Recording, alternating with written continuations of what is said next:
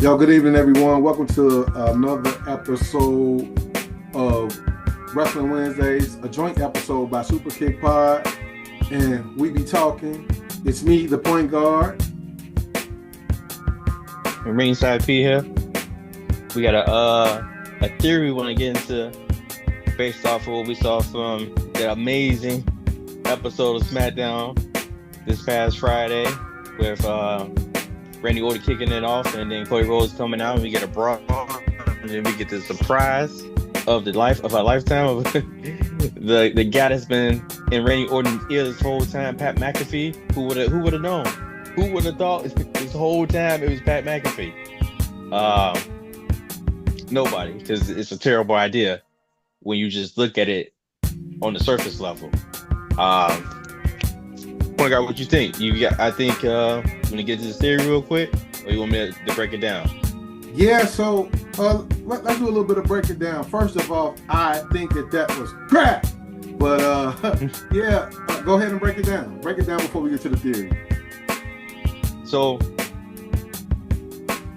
for some reason, WWE has decided to steer away from the legacy storyline that Randy Orton and Cody Rhodes have. That's the story right there that we can go with, and they decided not to do that. But we're thinking about it, and it's like, man, why does Randy Orton need to be this version of him to take out Cody Rhodes? I don't think that's needed. Also, why is Randy Orton listening to Pat McAfee, of all people, about how to move and change things in WWE and landscape? That doesn't make sense to me either. And that still kind of goes along with, if you go look at the Monday Night Raw side of things, the Punk and Roman setup. Why was the Usos sent to try to make Punk apologize? Like, who did that? If Roman didn't do that, someone else is calling the shots. And I feel the same way with this thing here with Randy Orton and Pat McAfee. Pat McAfee ain't calling the shots for Randy Orton. That just doesn't make sense at all. So I think the same person is calling the shots for the Usos and Pat McAfee is the same person. I think it's the one and only, the final boss. I think it's The Rock. I think it only makes sense. And the more I think about it is, well, all right, why not have The Rock come out initially? Well, we learned from last year's mistake that he came out and he disappeared, and it kind of really soured that whole storyline. Yep. Maybe it would have been different if it wasn't. The Rock never came out at all. And you just had John Cena just turn heel by himself, right? And also no Travis Scott. So the key for making the same mistake again this year, even though it looks like a bad move to have Pat McAfee come out, it saves the opportunity of looking completely stupid again 2 years in a row if The Rock somehow backs out again. Mm-hmm. So now if The Rock pops up, might be one of the best things going on. You know, The Rock pops up, and he's really been the one that's calling the shots for the Usos side of things and for Randy Orton. I mean, what do you think? Yeah, man. So definitely, I definitely think Dwayne's in play, right? I've thought about that ever since how I seen the Rumble end. You know what I mean? So, we talked about it a long time ago. It's no need for first I want to say this. The tag team titles, the Usos losing the tag titles last week, it was no need for that match to happen, right? So it's obvious that the Usos need to be free to do what they're going to do. You know what I mean? So, yeah, man. So to roll into the theory a little bit, if you look at the landscape of the E, right? It's a missing part in every major storyline, right? Of course, we got the Vision. We got, without getting into much, we got the Vision. We got Roman and Punk. And now we got Cody and Randy and Pat McAfee or whatever. It's a missing piece in all of that, right?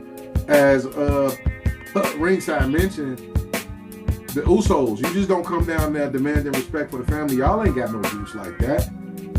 You know what I mean? Especially if Roman didn't send you guys. Mm-hmm. You know, the Vision is discombobulated now. It's blown up.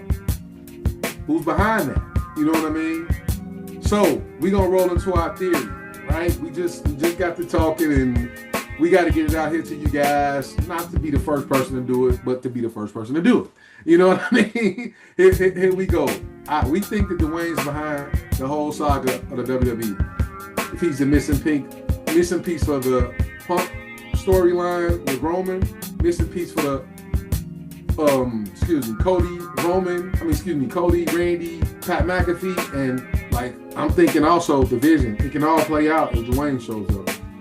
It'd be very interesting.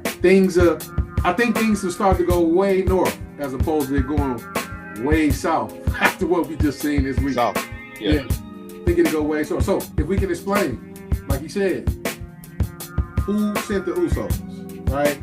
If you guys remember when they came down on charge a couple of weeks ago, and we now know that it wasn't Roman.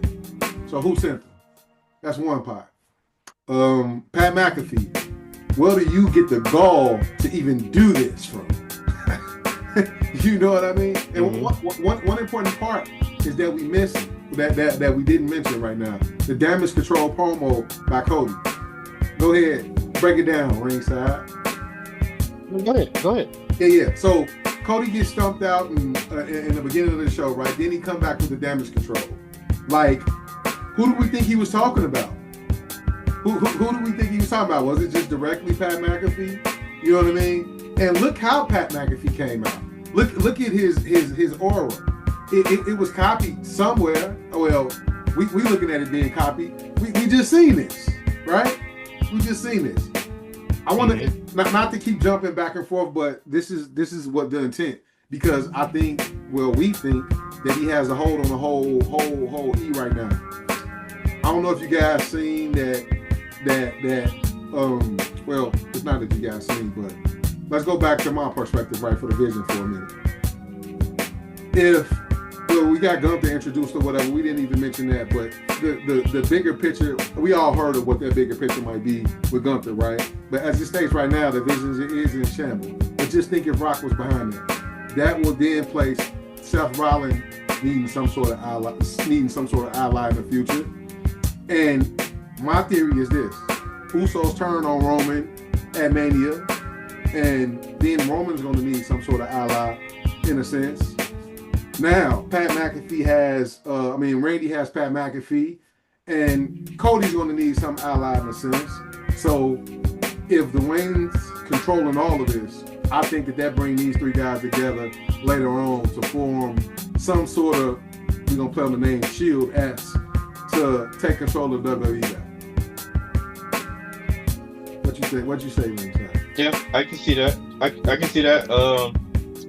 I still feel like even that ends up being the case where you get some type of alliance with Roman himself and Cody, that finally we might get the Cody heel turn. Yeah. Like, this probably is the slowest build to a heel turn that we're ever going to see for a minute. But I think that's the final straw, is that, man, Cody finally will start to see, like, man, I can't win against The Rock no matter what. Like, it's minor victories, but in the end, like, he can't stop it, you know, like. Yeah. And so I think that might cause him to finally turn. He turns on Roman himself, and then maybe you might finally get that part 3 to the Cody Roman trilogy, you know.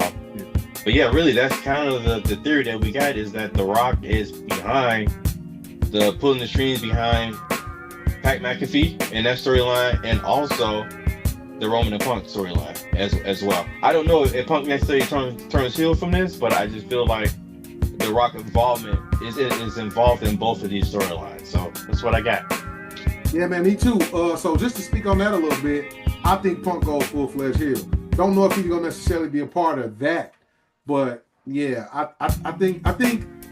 Listen, I think we got a lot to look forward to. You know what I mean? And then if not, then I guess we all be pissed off wrestling fans. But I think that we do have a lot to look forward to. And mind you, the clock is ticking. We a little less than 2 weeks away. So yeah, the clock is ticking. And just to have Pat McAfee come this close, that's also a little weird to me. If it wasn't some bigger plan. You know what I mean? Yeah. So guys, just I would just say stay tuned. We're gonna bringing you this Wrestling Wednesdays, as frequent as possible. You know what I mean? We trying to grow it. We want to get it out there to you guys. We want to speak freely about wrestling, and we try to drop this before Wednesdays just because we want to make sure that we get it out since it's so fresh. So, but normally it'd be Wrestling Wednesdays though. But yeah, man. I mean, sorry to cut you off, but yeah, we want to try to get this out as soon as possible. So man, just make sure y'all just tune in. Tell us what you think. Do you think The Rock is involved in it? Do you think this